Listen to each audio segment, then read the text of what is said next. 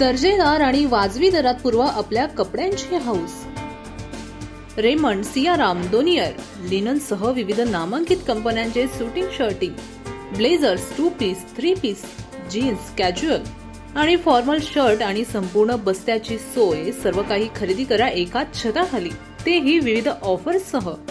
1199 रुपयांच्या Raymond pant पीसवर एक pant piece free, 1599च्या 2 जीन्स खरेदीवर एक जीन्स फ्री, 1099च्या फॉर्मल पॅन्टवर एक पॅन्ट फ्री। ऑफर मर्यादित कालावधीसाठी।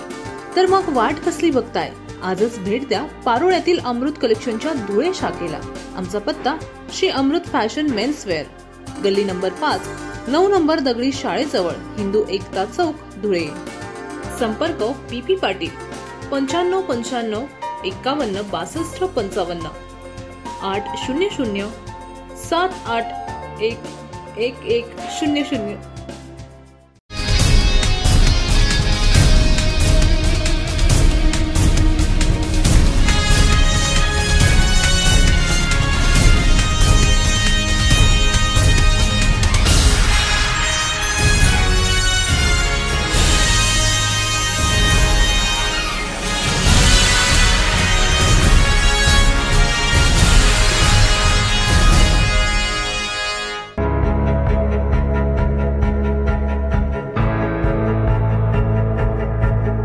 आझाद समाज पार्टीचे प्रमुख खासदार चंद्रशेखर आझाद यांनी धुळ्यातील बहुजन हक्क परिषदेमध्ये मराठा आंदोलनाचे नेते मनोज जरांगे पाटलांना समर्थन देत मोठी घोषणा केली आहे। यावेळी आयोजित केलेल्या सभेमध्ये बोलत असताना त्यांनी सत्ताधाऱ्यांवर विविध प्रश्नांचा भडीमार करत आपल्या हक्कासाठी बहुजन समाजानं एकत्र येऊन लढा द्यावा असं आवाहन देखील सभेच्या माध्यमातून खासदार आझाद यांनी जनतेला केलं।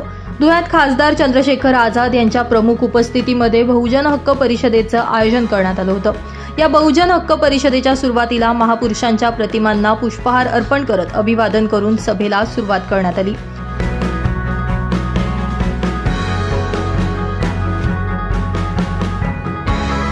जेब चलाने के लिए करनी चाहिए थी सरकार को, लेकिन कहां की है? कुछ भी तो नहीं। फिर सरकार अगर आपकी होती तो आपके क्षेत्रों में उद्योग धंधे लगने चाहिए थे कि पढ़े लिखे नौजवानों को और माताओं बहनों को रोजगार मिलता, और वो समझाते हैं ये बस्तियों में इसलिए आते हैं। चुनाव के समय की बाबा साहब अम्बेडकर ने अपने 4 बच्चों की कुर्बानी देके आपको करोड़ रुपए से कीमती वोट का मताधिकार दिया है, और जब तक ये अधिकार आपके पास है ये बड़े बड़े महलों वाले आपकी गलियों में आते रहेंगे और चुनाव के समय आपके पैर पकड़ के हाथ मिला के गले लग के आपसे वोट छीनने का प्रयास करते रहेंगे। आपको समझदार बनना पड़ेगा। वो समझदार है, वो जानते हैं आपकी हैसियत क्या है और आपकी जरूरत कब है, वो जानते हैं। आप नहीं जानते हो कि उनकी नजरों में आपकी हैसियत क्या है और उनको आपकी जरूरत क्या है, और आप भाईचारा नहीं बना पा रहे हो।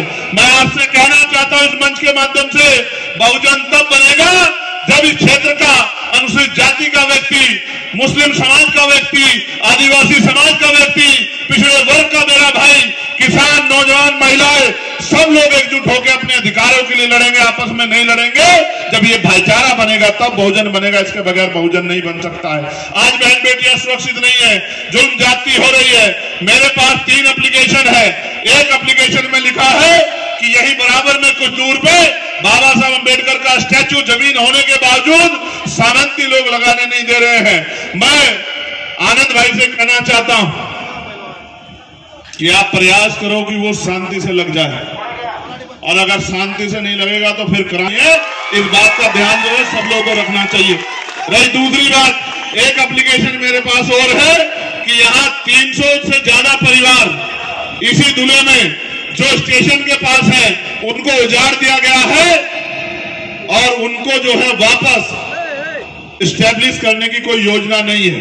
मैं आनंद भाई को विश्वास दिलाता हूं कि इस मामले को मैं पार्लियामेंट में पूरे जोर शोर से उठाने का काम करूंगा, और अगर उसके बाद भी बस नहीं चला तो मैं यही दूल्हे में आके आपके साथ आंदोलन में बैठने का काम करूंगा धूम में, और इस सरकार को झुकाने का काम करूंगा कि उनको उनके घर मिल सके। आज मैं उनके घर देख के आऊं, बहुत बुरी हालात में है। वो आई मेरी आंखों में देख के कह रही थी कि बेटे अगर आप जैसे कुछ लोग यहाँ तैयार हो जाएं तो हमारी परेशानियां हल हो जाएगी। मैं कहता हूं उस मां को कि यहाँ मेरे जैसे लाखों नौजवान तैयार हैं, बस आप उनको पहचान लो। ये जो नौजवान इस मंच पे बैठे हैं ये जो जिम्मेदार लोग इस मंच पे बैठे हैं, ये हर एक शख्स जो है चंद्रशेखर आजाद है। आप बस मेरी तरह जिस तरह उन्होंने मेरे हाथ मजबूत करे हैं, आप इनके हाथों को मजबूत कर दो, फिर देखना कि आपकी तरफ कोई आंख नहीं उठा के देख पाएगा। दी गई है हमारे सम्मानित को लेके मैं उनको विश्वास दिलाता हूं। उनकी एक सबसे बड़ी जो तकलीफ है वो ये है कि पहले महार रेजिमेंट में जय भीम का नारा शान से बोला जाता था, ये नहीं है भाई, अब का नारा नहीं लगाने दे रहे। मैं आपको विश्वास दिलाता हूं कि सरकार की ईंट से ईंट बजा देंगे अगर इनकी मांग पूरी नहीं हुई, और जय भीम का नारा उतनी जोर से लगेगा जितनी जोर से लगना चाहिए था, वो हमारा अधिकार है। और कितने मेडल हमारी महार रेजिमेंट के साथियों ने गौरव के साथ प्राप्त किए हैं, वो इस तरह से हमारी भावनाओं के साथ खिलवाड़ नहीं कर सकते। पार्लियामेंट में मैं इस विषय को भी उठाने का काम करूंगा, और साथ साथ रक्षा मंत्री जी से, प्राइम मिनिस्टर से, राष्ट्रपति से स्वतः मिलकर ज्ञापन देकर उनको अपनी इस मांग को पूरा कराने के लिए जी जोड़ लगाने का काम करूंगा। इस बात का विश्वास भी मैं अपने महार रेजिमेंट के साथियों को दिलाना चाहता हूं। लेकिन मैं आपसे भी ये कहना चाहता हूं, उन्होंने आंदोलन शुरू किया था, हमारे आजाद समाज पार्टी की मार्च के साथियों ने उनको समर्थन दिया था। और मैं फिर आपसे कह रहा हूँ, कोई भी अपने हक की लड़ाई लड़ेगा तो भीम आर्मी आजाद समाज पार्टी उसका सहयोग करेगी। मनोज भाई अपने हक की लड़ाई लड़ रहे हैं, हम मनोज भाई की राजनीतिक रूप से नहीं, ये नहीं कि चुनाव का समय, क्योंकि मैं अब आया हूँ इसलिए आज कह रहा हूँ कि इससे पहले आप देखोगे तो हमारी स्टेट की टीम इस बात की घोषणा पहले से कर चुकी थी, उनका आंदोलन सड़कों पर था। तो हमारा उनको समर्थन है और मेरा विश्वास है कि हम एक इस लड़ाई को अंजाम तक पहुँचाएंगे। अगर पार्लियामेंट में भी इस विषय को उठाना पड़ा तो मैं जोर शोर से महाराष्ट्रातील राजकारण सध्या वेगळ्या दिशेने चाललंय। ज्यांची चौकशी केली जाते ते सत्तेत बसल्यानंतर चौकशी बंद होते। हजारो कोटींचा घोटाळा करणाऱ्यांना माफ केलं जातंय, मात्र सर्वसामान्य नागरिकांचं वीज बिल थकलं तर तात्काळ वीज कपात केली जाते। गरिबी आणि भूकबळीमध्ये भारताचा जगात पहिल्या 5 मध्ये समावेश आहे। मग विकसित भारत कुठे, असे अनेक उदाहरणं देत त्यांनी सत्ताधाऱ्यांवर जोरदार तोफ डागली। संविधान लागू करण्याचे हात आपले नाही, जोपर्यंत आपले हात त्या ठिकाणी पोहोचत नाही तोपर्यंत गुलामगिरीच्या बेड्या तुटणार नाही। म्हणून बहुजन समाजानं एकत्र येऊन ताकद निर्माण करा। कधीपर्यंत सरकारकडे मागणार आहात? आमच्या सोबत या, तुमचे अधिकार तुम्हाला मिळवून देण्याचं काम करून महाराष्ट्राचा नक्षा बदलण्याचं काम केलं जाईल, असं आवाहन देखील खासदार आझाद यांनी जनतेला केलं। यावेळी खासदार चंद्रशेखर आझाद, आझाद समाज पार्टीचे प्रदेशाध्यक्ष आनंद लोंढे, आबा अमृतसागर, किरण गायकवाड, महेंद्र बोरसे, राहुल वाघ, संजय चव्हाण यांच्यासह आझाद समाज पार्टीचे पदाधिकारी मोठ्या संख्येने उपस्थित होते। पवन मराठे, माझा महाराष्ट्र न्यूज, धुळे।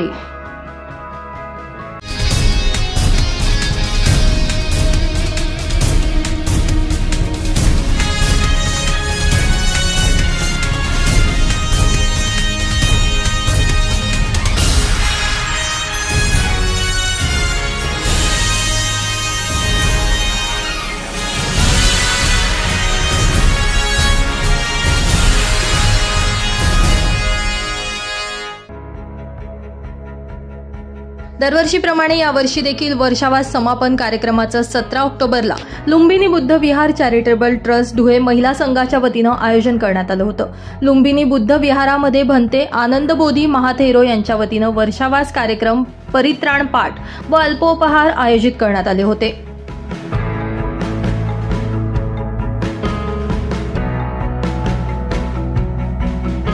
विहार चॅरिटेबल ट्रस्ट धुळे च्या वतीने आषाढ पौर्णिमा ते अश्विन पौर्णिमा हा वर्षावासाचा कालावधी विहारामध्ये साजरा करण्यात आला। हे वर्षावासाचं दुसरं वर्ष आहे। मागच्या वर्षीही भगवान बुद्ध आणि त्यांचा धम्म या ग्रंथाचं वाचन करण्यात आलं। यावर्षी भंते आनंदबोधी महाथेरो यांच्या प्रमुख मार्गदर्शनाने हा वर्षावासाचा कार्यक्रम लुंबिनी बुद्ध विहारामध्ये दररोज सायंकाळी 8 वाजेपासून ते 9 वाजेपर्यंत धम्मदेशना, पूजा, वंदना, त्याचबरोबर परित्राण पाठाचं आयोजन केलं जात होतं आणि भगवान बुद्ध आणि त्यांचा धम्म या ग्रंथाचं वाचन या कालावधीमध्ये करण्यात आलं। त्याचबरोबर आर्य अष्टांगिक मार्गाच्या ग्रंथाचंही वाचन करण्यात आलं। दररोज उपासक आणि उपासिका मोठ्या संख्येने उपस्थित राहत होते आणि या पुण्य कर्माचं सर्वजण या ठिकाणी पुण्यकर्म करत होते। उपासक आणि उपासिका येऊन आपलं जे काही कुशल कर्म करत होते, ग्रंथाचं वाचन करत होते, धम्मश्रवण करत होतं. म्हणते आनंदबोधी महाथेरो नागपूर यांनी या वर्षावासाच्या कालावधीमध्ये लुंबिनी बुद्धविहारामध्ये वेगवेगळ्या विषयांवरती धम्मदेशना दिलेली आहे. वेगवेगळ्या परित्राण पाठाचं आयोजन करून धम्मदेशना दिलेली आहे. आणि महिला लुंबिनी बुद्धविहार महिला संघाच्या वतीने या कार्यक्रमाचं दरवर्षी आयोजन केलं जातं. तसं या वर्षीही केलं होतं. आज या ठिकाणी अनंत भामरे गुरुजी यांच्या वतीने खीरदानाचा कार्यक्रम, लुंबिनी बुद्धविहार महिला संघाच्या वतीने या ठिकाणी अल्पोपहाराचा कार्यक्रम आयोजित केलेला आहे. आणि या उपस्थित सर्व उपासक आणि उपासिकांना हा अल्पोपहार आज देण्यात येऊन आजच्या या वर्षावासाची सांगता करण्यात येत आहे. जय भीम. भंते आनंदबोधी महाथेरो यांचं चिरवदान कार्यक्रम देखील यावेळी संपन्न झाला. यावेळी सुरेखा जाधव, लता मैरार, सुमनताई लोंढे, ज्योती बोराळे, निर्मला पवार, रेखा निकुंबे, अरुणा मोरे, श्रावस्ती शिंदे, सचिव राजेंद्र बोराळकर, लुंबिनी बुद्ध विहारचे अध्यक्ष भैयासाहेब पवार, कोषाध्यक्ष प्राध्यापक विजय पवार, साहेबराव लोंढे यांच्यासह मोठ्या प्रमाणात उपासक उपासिका आदी उपस्थित होते. सुनील निकम, माझा महाराष्ट्र न्यूज, धुळे.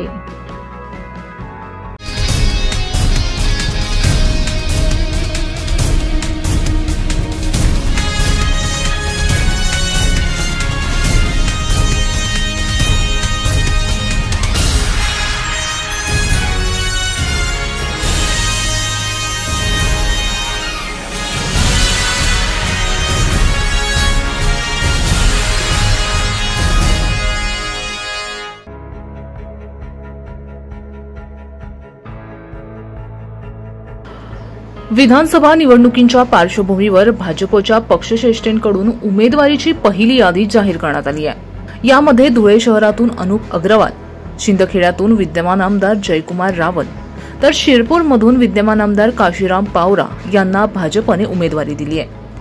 पहिल्या यादीमध्ये नाव येताच तिघेही उमेदवारांच्या समर्थकांनी फटाक्यांची आतिषबाजी करत जल्लोष साजरा केला. गेल्या अनेक दिवसांपासून शहरात भाजपकडून कोणाला तिकीट मिळते याची प्रतीक्षा होती. अखेर पक्षश्रेष्ठींनी अनुप अग्रवाल यांच्या नावावर विश्वास दाखवत धुळ्यातून उमेदवारी जाहीर केली. तसेच शिंदखेड्यातून देखील विद्यमान आमदार जयकुमार रावल तर शिरपूरमधून विद्यमान आमदार काशीराम पावरा यांना पुन्हा एकदा संधी देण्यात आली आहे. धुळे जिल्ह्यातील 5 पैकी 3 विधानसभा मतदारसंघात भाजपने उमेदवार दिले आहे. या विधानसभेच्या रणांगणात कोणाचा विजय होतो हे पाहणं आता महत्त्वाचं ठरणार आहे.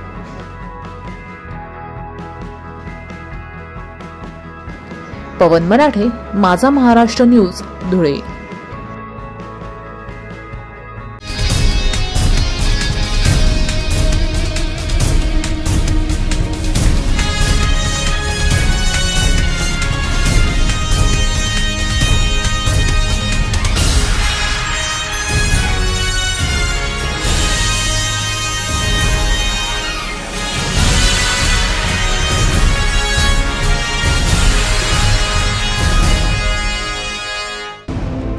येणाऱ्या दिवाळीच्या सणामध्ये प्रदूषणमुक्त दिवाळी करा व मोठ्या आवाजाच्या फटाक्यांवर बंदी घाला अशा आशयाचं निवेदन निसर्ग मित्र समितीच्या वतीनं जिल्हा प्रशासनाला देण्यात आलंय. यावर प्रशासनानं देखील सकारात्मक प्रतिसाद दिलाय.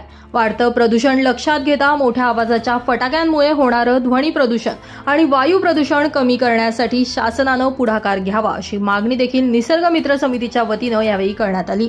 प्रेमकुमार अहिरे, संतोष पाटील, डी.बी. पाटील, आर.आर. सोनवणे, प्राध्यापक एच.ए. पाटील, वैभव पाटील, प्रभाकर शिरसाट आदी यावेळी उपस्थित होते. पवन मराठे, माझा महाराष्ट्र न्यूज, धुळे.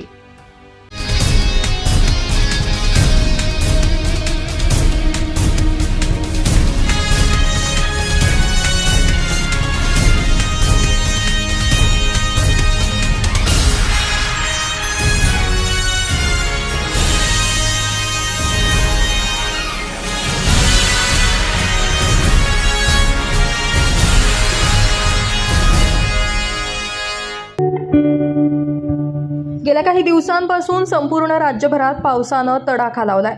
परतीच्या पावसामुळे मात्र जळगाव जिल्ह्यातील भडगाव तालुक्यात मोठ्या प्रमाणावर नुकसान सुरू झालंय. भडगाव तालुक्यामध्ये अतिवृष्टी झाल्यानं शेतकऱ्यांचं अतोनात नुकसान झालंय.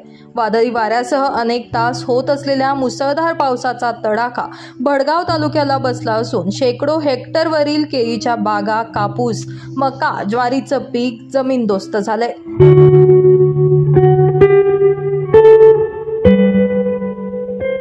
तर गोंडगाव परिसरातील गोरख कुंभार यांचं मातीचं घर आणि दिवाळीसाठी त्यांनी तयार केलेल्या महालक्ष्मीच्या मूर्त्या, पणत्या आदी साहित्य पावसामुळे खराब झाल्यानं कुंभार यांचं देखील लाखो रुपयांचं नुकसान झालंय.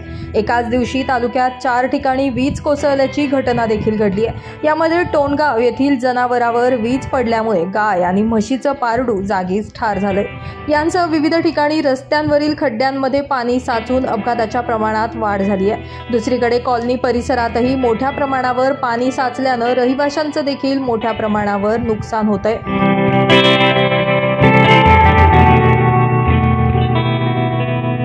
मी पूनमचंद गंभीर भोई.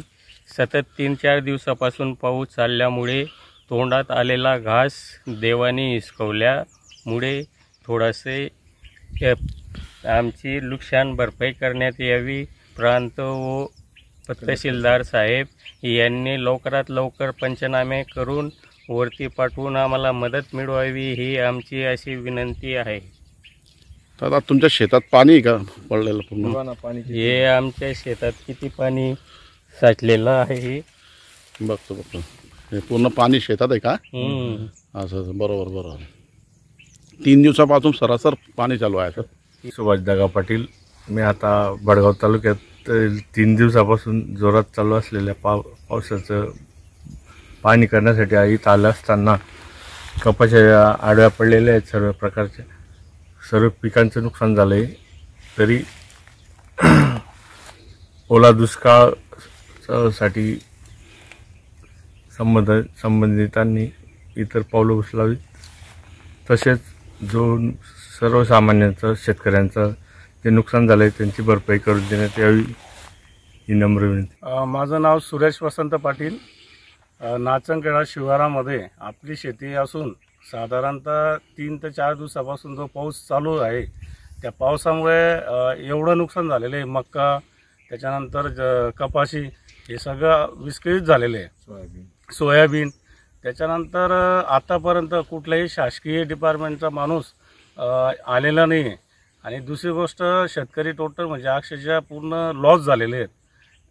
कपाशी तर गेली, पण एवढा खर्च करून सुद्धा शासकीय डिपार्टमेंटचं कोणतंही आतापर्यंत व्यक्ती इथपर्यंत पोहोचला नाही. बरेच शेतकरी आत्महत्येचा प्रयत्न करत आहे. तर कृपया करून सरकारला ही विनंती आहे शासनाला की त्वरित त्यांचं तत्काळ काहीतरी करण्यात यावा. धन्यवाद भाऊ. दरम्यान आता हातातोंडाशी आलेला घास जमीनदोस्त झाल्यानं शेतकरी हवालदिल झालेत. शासनानं ओला दुष्काळ जाहीर करून शेतकऱ्यांना सरसकट मदत करावी अशी मागणी भडगाव तालुक्यातील शेतकऱ्यांकडून आता केली जातीये. शकील शेख, माझा महाराष्ट्र न्यूज, भडगाव. दर्जेदार आणि वाजवी दरात पुरवा आपल्या कपड्यांची हौस. रेमंड, सियाराम, दोनियर, लिननसह विविध नामांकित कंपन्यांचे suiting shirting, blazers, 2 piece, 3 piece, jeans, casual आणि फॉर्मल शर्ट आणि संपूर्ण बस्त्याची सोय. सर्व काही खरेदी करा एकाच छताखाली, तेही विविध ऑफर्ससह. 1199 रुपयांच्या रेमंड पॅन्ट पीसवर 1 पॅन्ट पीस फ्री. 1599च्या 2 जीन्स खरेदीवर 1 जीन्स फ्री. 1099च्या फॉर्मल पॅन्टवर 1 पॅन्ट फ्री. ऑफर मर्यादित कालावधीसाठी. तर मग वाट कसली बघताय? आजच भेट द्या पारोळ्यातील अमृत कलेक्शनच्या धुळे शाखेला. आमचा पत्ता श्री अमृत फॅशन मेन्सवेअर, गल्ली नंबर 5, 9 नंबर दगडी शाळेजवळ, हिंदू एकता चौक, धुळे. संपर्क PP पाटील 95 55 51 62 55 800 781 1100.